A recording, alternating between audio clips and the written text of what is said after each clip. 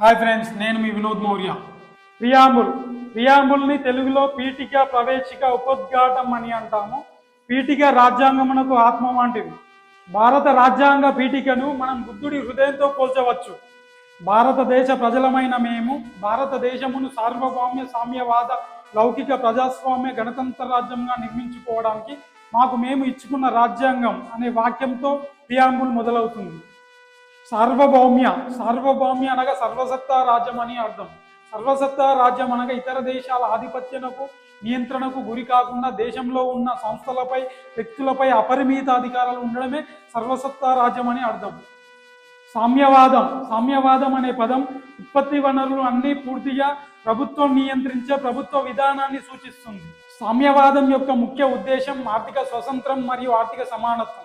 అలాగే అసమానతలు లేని ఆర్థిక ప్రజాస్వామ్య రాజ్యాన్ని నిర్మించడం సామ్యవాదం యొక్క ముఖ్య లక్ష్యం.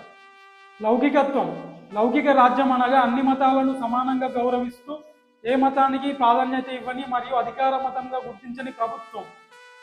లౌకిక రాజ్యం అనగా మత ప్రమేయం లేని మానవత్వ సమాజంతో కూడిన లౌకిక దేశం.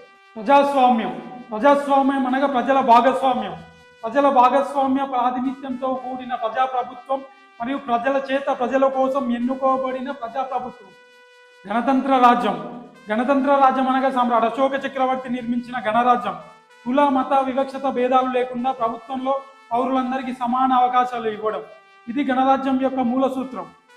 ఈ దేశ ప్రజలకు సామాజిక, ఆర్థిక, రాజకీయ న్యాయం చేయడం గురించి ప్రభుత్వం యొక్క విధిని తెలియజేస్తుంది. మరియు భావ ప్రకటన, విశ్వాసము, ధర్మము, ఆరాధనలో పౌరులకు ఉండే పూర్తి స్వేచ్ఛను తెలియజేస్తుంది. అంతస్తులోను, అవకాశములోను సమానత్వం ఉండాలి. వ్యక్తి గౌరవమును కాపాడుట, జాతైక్యతను, అఖండతను మరియు సౌభ్రాతృత్వమును పెంపొందించుట పౌరుల ప్రభుత్వం యొక్క ప్రాథమిక విధిని తెలియజేస్తుంది. ఇది ప్రియాంబుల్ యొక్క నిర్వచనం. ఫ్రెండ్స్, భారత ప్రభుత్వం ప్రియాంబుల్ని ఎంతవరకు అమలు పరుస్తుంది ఆలోచించండి మరియు మీ కామెంట్స్ని తెలియజేయండి.